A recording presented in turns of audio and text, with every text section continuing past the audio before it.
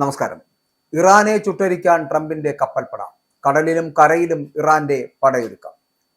Iran ആണവായുധം വികസിപ്പിക്കുന്നുവെന്ന ആശങ്കയ്ക്കിടെ പശ്ചിമേഷ്യയിൽ യുദ്ധസമാനമായിട്ടുള്ള സാഹചര്യം ഒരുക്കിയിരിക്കുകയാണ് അമേരിക്ക.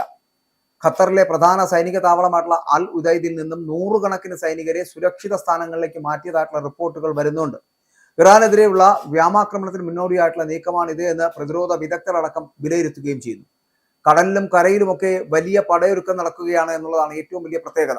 ഇറാനെ നേരിടാൻ പശ്ചിമേഷ്യൻ രാജ്യങ്ങളിൽ അമേരിക്ക വമ്പൻ ആയുധ ശേഖരമാണ് എത്തിച്ചിരിക്കുന്നത്. ഇപ്പോൾ USS ജെറാൾഡ് ഫോർഡ് പോലുള്ള അല്ലെങ്കിൽ USS എബ്രഹാം ലിങ്കൺ പോലുള്ള വിമാനവാഹിനി കപ്പലുകൾ, ഇനി അവയുടെ സ്ട്രൈക്ക് ഗ്രൂപ്പുകൾ, ഇവയെല്ലാം ഇറാൻ അതിർത്തിക്ക് അടുത്ത് നിലയുറപ്പിച്ചിരിക്കുകയാണ്.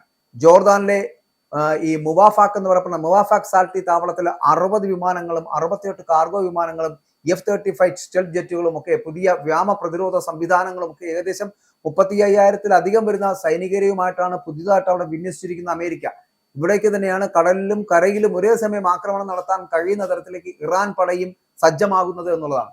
കഴിഞ്ഞ ആഴ്ച ജനീവയിൽ നടന്ന ചർച്ചകൾ അത് ഫലം കാണാതെ പിരിഞ്ഞതാണ് ഇപ്പോൾ ഇത്രത്തോളം വലിയ ഒരു സ്ഥിതിഗതികളൊക്കെ ഇത്രത്തോളം വഷളാക്കിയത് എന്നുള്ളതാണ്. യുറേനിയം സമ്പുഷ്ടമാക്കുന്നത് ആണവോർജ്ജത്തിനാണ് എന്ന് ഇറാൻ വാദിക്കുമ്പോഴും അവർ ആണവായുധം നിർമ്മിക്കുന്നു എന്നാണ് US സംശയിക്കുന്നത്. അപ്പോൾ ചർച്ചയ്ക്ക് ഇറാൻ വഴങ്ങുന്നില്ല എങ്കിൽ സൈനിക നടപടി പരിഗണനയിലുണ്ട് എന്ന് പ്രസിഡന്റ് ട്രംപ് തന്നെ വെളിപ്പെടുത്തുകയും ചെയ്യുന്നുണ്ട്. ഇവിടെ നമ്മൾ ശ്രദ്ധിക്കേണ്ട കാര്യം, ട്രംപിന്റെ അടുത്ത അനിയായിട്ടുള്ള സെനറ്റർ ലിൻസി ഗ്രാം ഇറാനെതിരെ വളരെ ശക്തമായിട്ടുള്ള നിലപാടുമായിട്ട് രംഗത്തെത്തി. ഇസ്രായേൽ സന്ദർശനത്തിനിടെ അദ്ദേഹം നടത്തിയ പ്രസ്താവന എന്ന് പറയുന്നത് ലോകത്തെ ഞെട്ടിക്കുന്നതാണ്. അതായത് ഇറാനെതിരായിട്ടുള്ള നടപടിയെക്കുറിച്ചുള്ള തീരുമാനം മാസങ്ങൾക്കല്ല ആഴ്ചകൾക്കുള്ളിൽ ഉണ്ടാകും. ആയത്തുള്ള ഒരു മതപരമായിട്ടുള്ള നാസിയാണ്, ലോകത്തെ കുഴപ്പത്തിലാക്കാനാണ് അദ്ദേഹം ശ്രമിക്കുന്നത് എന്ന് പറയപ്പെടുന്ന തരത്തിലുള്ള അദ്ദേഹത്തിന്റെ, അതായത് ഈ ട്രംപിന്റെ അനുയായിയുടെ വാദഗതികൾ, സെനറ്റർ ലിൻസ്റ്റിയുടെ വാദഗതികൾ സത്യത്തിൽ ലോകത്തെ ഞെട്ടിക്കുന്നതാണെന്ന് പറയാതിരിക്കാൻ കഴിയില്ല. സൗദി കിരീടാവകാശിയായിട്ടുള്ള Mohammed bin Salman, UAE president Mohammed bin Zayed എന്നിവരുമായിട്ട് കൂടിക്കാഴ്ച നടത്തിയ ശേഷമാണ് ഗ്രഹാം ഇങ്ങനൊരു നിലപാട് വ്യക്തമാക്കിയിരിക്കുന്നത്. ഇതേസമയം യുദ്ധഭീതി ഉയർന്നതോടുകൂടി സംഭവിക്കുന്നത് ആഗോളമായിട്ടുള്ള വിപണിയിൽ എണ്ണവില കുതിച്ചു വരികയാണ്. ലോകത്തിലെ എണ്ണ വിതരണത്തിന്റെ 20% കടന്നു പോകുന്ന ഹോർമൂസ് കടലിടുക്കിന്റെ നിയന്ത്രണം എന്ന പ്രവർത്തനം ഇറാന്റെ കൈകളിലുമാണ്. US ആക്രമണം ഉണ്ടായാൽ ഈ പാത അടയ്ക്കുമെന്ന് ഇറാൻ ഭീഷണി മുഴക്കുകയാണ്.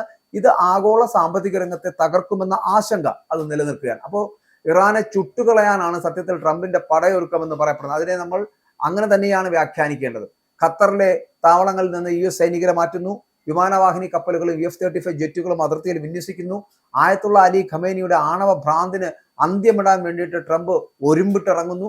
അത്തരത്തിലുള്ള ഒരു സ്ഥിതിവിശേഷത്തിലാണ് ഇറാനെ ചുട്ടരിക്കുകയല്ലാതെ മറ്റൊരു മാർഗമില്ല എന്ന് ട്രംപിന് തോന്നുന്നു. അതുകൊണ്ടാണ് ട്രംപിന്റെ കപ്പൽപ്പട ഇറാനെ ചുട്ടരിക്കുവാൻ വേണ്ടി തയ്യാറെടുത്ത് നിൽക്കുന്നതും. കടലിലും കരയിലുമൊക്കെ ഒരേ സമയം യുദ്ധം ചെയ്യാൻ തയ്യാറായിട്ട് ഇറാന്റെ പടയൊരുക്കവും അവിടെ നടക്കുന്നുണ്ട്. അതുകൊണ്ട് രണ്ടാം ഘട്ട സമാധാന ചർച്ചകളും ഫലവത്താകാത്ത സാഹചര്യത്തിൽ ഇനി ഈ വരുന്ന വ്യാഴാഴ്ച 3ാം ഘട്ട ചർച്ചകൾ നടക്കുന്നുണ്ട്. അതും ജനീവയിൽ തന്നെയാണ്. പക്ഷെ ആ ചർച്ചകളിലും ഫലം കണ്ടില്ല എന്നുണ്ടെങ്കിൽ അടുത്ത നിമിഷം ഈ ഞാൻ പറഞ്ഞ കടലിലും കരയിലും ഒക്കെയുള്ള ഇറാന്റെ പടയൊരുക്കവും ഇറാനെ ചുട്ടരിക്കുവാനുള്ള ട്രംപിന്റെ കപ്പൽ പടയുടെ നീക്കവും ഒക്കെ യാഥാർത്ഥ്യമാകുമെന്ന് പറയാതിരിക്കാൻ കഴിയില്ല.